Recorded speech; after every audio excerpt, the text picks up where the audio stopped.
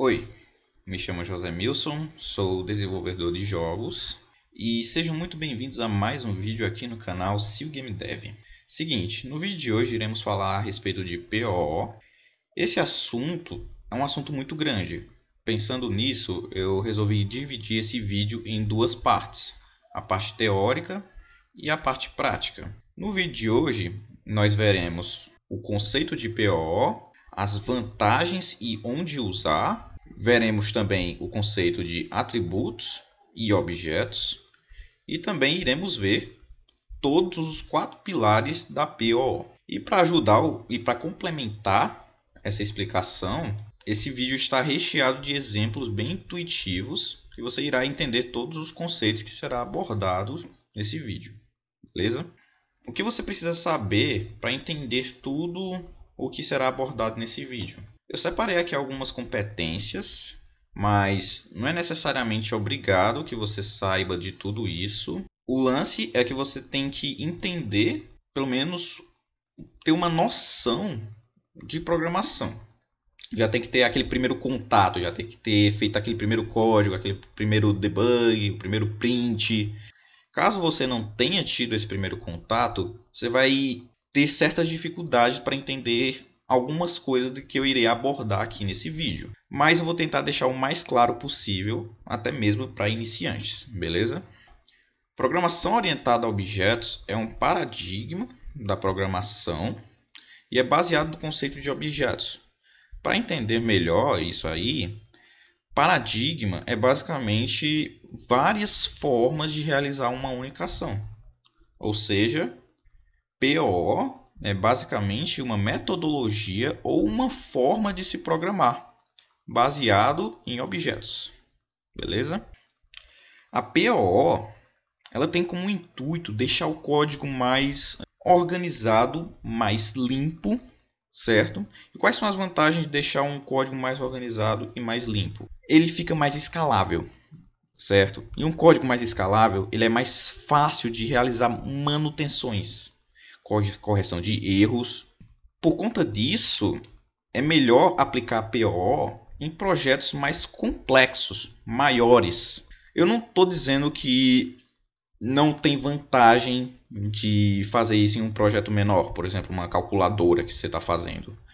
Só que ele é muito mais recompensador em projetos grandes, justamente por causa desses fatores que eu acabei de citar para vocês.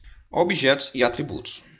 Os objetos podem conter dados na forma de campos, também conhecido como atributos, e códigos na forma de procedimentos, também conhecido como métodos. Beleza? Os atributos são elementos que definem uma estrutura de uma classe. Os atributos também são conhecidos como variáveis de uma classe. Beleza? Então, para entendermos melhor o conceito de objetos e atributos, eu trouxe aqui um exemplo para vocês. O nome desse exemplo se chama Exemplo Automóveis, que é um exemplo bem didático a respeito de objeto e atributos. Vamos lá, aqui ó, onde está meu mouse, nós temos um motor, né? Aí a gente tem que pensar, mas o que define desse objeto aqui ser um motor, né? Como vocês podem ver aqui, o motor é um objeto. Para definir ele, basicamente nós temos cor igual a azul, escala média, potência forte, material metal. Nós temos aqui motor func, né? Esse motor func aqui é uma função ou um método, né? E dentro desse método nós temos todo o conjunto de funcionalidades do motor, ou seja, a lógica de programação por trás do funcionamento do motor está dentro desse método. E esse método, junto com essas variáveis aqui, formam os atributos que compõem o objeto motor, certo?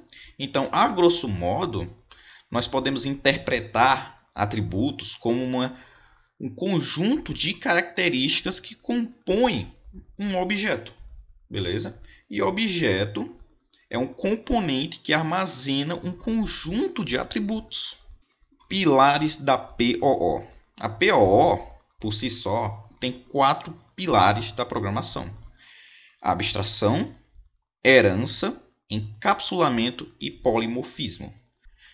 Vamos começar pela abstração. A grosso modo, a abstração tem como intuitivo dividir um problema grande em partes menores, beleza? Então vamos entender esse conceito através de um exemplo. Aqui, voltando para o exemplo automóveis, nós temos um problema complexo, que é um carro, ou seja, imagine esse carro como ele se fosse uma classe que ela tem várias funcionalidades, como velocidade máxima, velocidade mínima, tipo do motor, tipo da porta, quantas portas, faróis, etc, etc. E para você trabalhar menor com isso, a gente aplica o primeiro pilar da POO, que é a abstração. Então, o que a gente faz? A gente divide esse problema grande em um problema abstraído. O que tem esse problema abstraído? É basicamente, a grosso modo, um esqueleto daquele problema grande. Por exemplo, nós extraímos aqui um motor, 4 rodas, volante e uma cadeira. O que esses 4 elementos têm em comum? Todo carro possui esses 4 elementos. Ou seja, nós declaramos aqui um esqueleto para a problemática grande, né? Então é basicamente isso que funciona a abstração. É dividir o problema grande em um problema menor, né? Eu chamei esse conjunto aqui de carro basics. Imagine que isso aqui é uma classe. Isso aqui vai ser mais importante mais para frente, beleza? Vamos lá, herança. Herança é um princípio de orientação a objetos que permite que classes compartilhem atributos, métodos e variáveis através de herança. Beleza? Ela é usada na intenção de reaproveitar código ou comportamento generalizado ou especificar operações ou atributos. Beleza? Então a ideia de herança, como vocês já devem imaginar, tem como base aquela árvore genealógica, beleza? Que nós temos aqui, ó, a característica do filho é resultado da soma entre a característica do pai e da mãe. A mesma coisa é o código. Eu vou deixar um pouco mais explicativo com um exemplo. Vamos lá. Aqui nós temos um exemplo intuitivo de herança. Voltando ao exemplo do automóveis. Lembra-se do exemplo do carro Basics, né? Aquele exemplo que eu mostrei que era a problemática carro abstraída em sua forma base. Então, ela é a classe pai. Vamos lá. O que a classe pai possui? Ela possui todas as especificações básicas de um carro. Ou seja, todo carro tem um motor, todo carro tem 4 rodas, todo carro tem um volante, todo carro tem um banco. Aqui dentro dessa classe a gente pode botar o que mais? A gente pode botar faróis, certo? A gente pode botar pelo menos uma porta, beleza? Então, tudo isso aqui é o que compõe a classe pai. Todos esses elementos, todos esses objetos que foram criados. Lembrando, cada um deles são objetos, assim como o motor, que eu mostrei mais atrás, tem seus atributos e tudo mais, beleza? E aqui são as classes filhas, beleza? Então, qual é a vantagem de aplicar a PO, beleza? Então, vamos imaginar que você quer criar um Fiat, por exemplo, que é a classe filha aqui, né? Então, ao invés de você ter que criar de novo 4 rodas, ter que criar o funcionamento de um motor, criar um funcionamento de um volante, você não vai precisar mais criar. Você precisa fazer com que essa classe de Fiat ela herde de carro Basics. O que acontece quando uma classe herda de carro Basics? Puxando para esse exemplo aqui. Você já vai puxar todas essas funcionalidades aqui. Motor, 4 rodas, volante. Todas essas funcionalidades elas vão estar meio que importadas dentro dessa classe. Fazendo assim com que você não precise criar novamente. A única coisa que você vai precisar criar para gerar o Fiat são as especificações do Fiat. Que o Fiat tem as suas especificações que não tem na Hilux, que não tem na Volkswagen, que não tem na Ferrari. Então, um Fiat é único. Então, ele tem suas especificações, mas ainda ele mantém o mesmo padrão que um carro tem. 4 rodas, volante. Por isso que ele puxa aqui as características da classe pai. Beleza? Ah, mas tá, beleza. Então, mas me conte mais alguma outra vantagem de fazer esse sistema aí de herança, né, através da POO. Bom, vamos supor que o governo ele decreta uma lei que um carro só é carro se tiver 5 rodas. Como é que você vai fazer para fazer essa alteração no seu código? Nós todos sabemos que essas classes filhas, tanto a Ferrari, quanto a Hilux, quanto o Fiat, estão herdando de carro Basics, que é a classe pai. Se você quiser transformar esses carros aqui de 4 rodas em 5 rodas, você vai vir diretamente aqui na classe pai, onde nós temos o objeto roda, que nós estamos listando aqui como 4 rodas, e você modifica aqui para 5 rodas, beleza? Consequentemente, todas as classes filhas irão ter 5 rodas. Você fazendo a manutenção apenas na classe pai, beleza?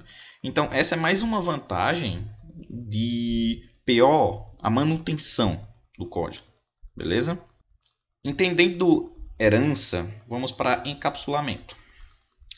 Encapsular os dados de uma aplicação significa evitar que esses sofram acessos indevidos. Para isso, é criada uma estrutura que contém métodos que podem ser utilizados por qualquer outra classe, sem causar inconsistências no desenvolvimento de um código. Beleza? Então, qual é a ideia por trás do encapsulamento? Isso vai mais para se você estiver desenvolvendo em uma equipe ou você está trabalhando, então geralmente como você está trabalhando em uma empresa e o código é mexido por vários desenvolvedores, você quer protegê-lo o máximo possível. Voltando aqui para o exemplo de herança, vamos supor que a gente tem um código mais construtivo do que esse exemplo aqui que eu acabei de listar para vocês. E nós temos um dado que nós não queremos alterar, a gente não quer mexer. Que no caso aqui, eu vou dar um exemplo aqui. Vamos lá, o funcionamento de um motor é um funcionamento bem padronizado, né? O funcionamento dele é dar força, então não é algo que nós queremos mexer.